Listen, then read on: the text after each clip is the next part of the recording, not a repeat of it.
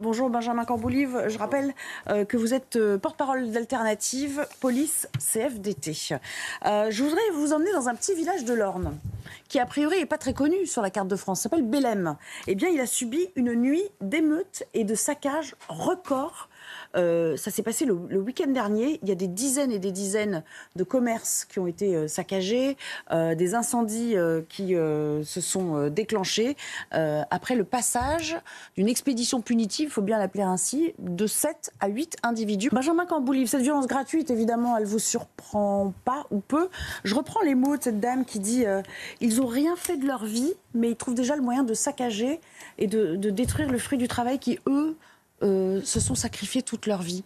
Vous êtes confronté à cette violence, on imagine que c'est de la délinquance juvénile, a priori quand même. Ça en prend le chemin, effectivement. On y est confronté dans les petites localités comme dans les grandes métropoles pour une raison simple, c'est que la violence de ces gamins, elle va continuer à avancer tant qu'elle n'aura pas de point de butée. Il y a toujours un prétexte. Là, le prétexte, ça va être peut-être un conflit avec la gendarmerie locale ou alors avec la municipalité, parce qu'ils sont tout le temps en conflit sur le principe même du rapport à l'autorité. Donc si on leur refuse quoi que ce soit, ne serait-ce que de dérouler leur trafic, eh bien, ça peut être un motif pour venir exercer une forme de pression avec des violences urbaines. La question, c'est comment est-ce qu'on fait justement pour réinstaurer ce cadre, réinstaurer cette autorité dans la société. Et le premier maillon manquant de cette chaîne d'autorité complètement éclatée, c'est la famille. C'est le premier cercle, c'est de là que tout part. C'est là où vous apprenez normalement à respecter les valeurs de base de la société. On va y venir tout à l'heure, d'ailleurs, c'est le thème la loi. Là, ça ne fonctionne pas dès ce point-là. Donc après, ça va se répercuter dans la rue, à l'école, dans le rapport à l'autorité. Mais comment on mène ce genre d'enquête si vous n'avez pas d'image pour capter les méfaits de ces délinquants, qu'ils soient mineurs ou majeurs d'ailleurs? C'est sur la base de témoignages? Vous l'avez dit dans le sujet, il y a déjà au moins une dizaine de plaintes qui ont été déposées. À chaque fois, effectivement, ce sont des témoignages. Ce sont des auditions, des recoupements, des signalements, un mode opératoire.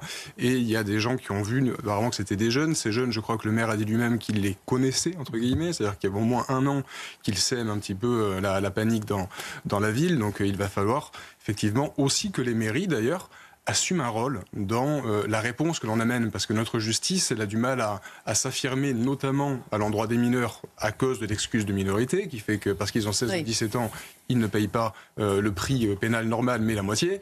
Les maires, ils ont des leviers qui sont des leviers plus sociaux, qu'ils doivent actionner, c'est-à-dire on parle de logement social, on parle d'allocation familiale, que la solidarité nationale vous octroie pour que vous ayez les moyens d'amener une bonne éducation à vos enfants. Il semblerait que manifestement, il y a un loupé.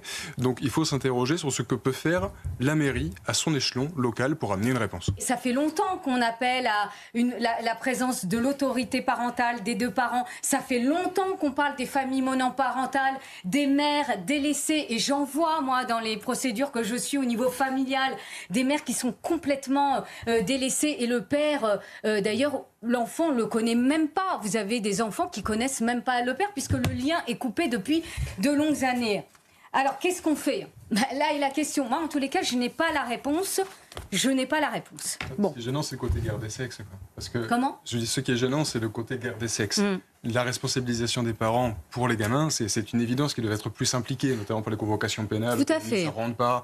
Donc là, il faut évidemment mettre un coup de pression, mettre un coup de force là-dessus. Mais mettre sur le père ou sur la mère, c'est s'écarter du sujet. Il y a autant de situations que de familles. On va parler de cette idée de Gérald Darmanin de faire payer aux détenus une partie des frais d'incarcération. À vrai dire, c'est pas tout à fait nouveau. Ça a existé par le passé, mais ça remonte à un certain temps. Benjamin Camboulive, en effet, les saisies, c'est peut-être plus porteur qu'un portefeuille qui souvent n'est pas solvable. Disons que cette mesure-là, il ne faut pas la voir comme un vrai financement. Il faut la voir comme un message qui est positif, mais qui reste un message. Ce n'est pas un financement réel. C'est-à-dire que là, on ne pourra pas effectivement prendre aux détenus qui ne sont pas solvables. Il y a aussi le cas des détenus étrangers. On en a un quart qui n'ont donc pas de revenus. Je ne sais pas comment est-ce que ça a fonctionné pour leur prélever cela. Toujours est-il que ça reste un message fort et un message important parce qu'on est toujours dans cette ligne de durcissement de la politique pénale. On est toujours avec cet axe répressif qui fonctionne, qui crée une réaction puisqu'on subit des pressions à l'intérieur des prisons au sein du ministère de la Justice. Donc c'est que ça a un impact et qu'il faut continuer. C'est-à-dire que là, on va expliquer aux détenus en effet que la prison, c'est pas gratuit. On va expliquer aux agents pénitentiaires eux-mêmes que leurs problématiques, on les prend en compte, parce que ce qui est financé, ce qui est annoncé comme étant financé par cette mesure, ce sont plus de prisons, c'est des conditions d'exercice de leur travail dans des conditions plus sûres.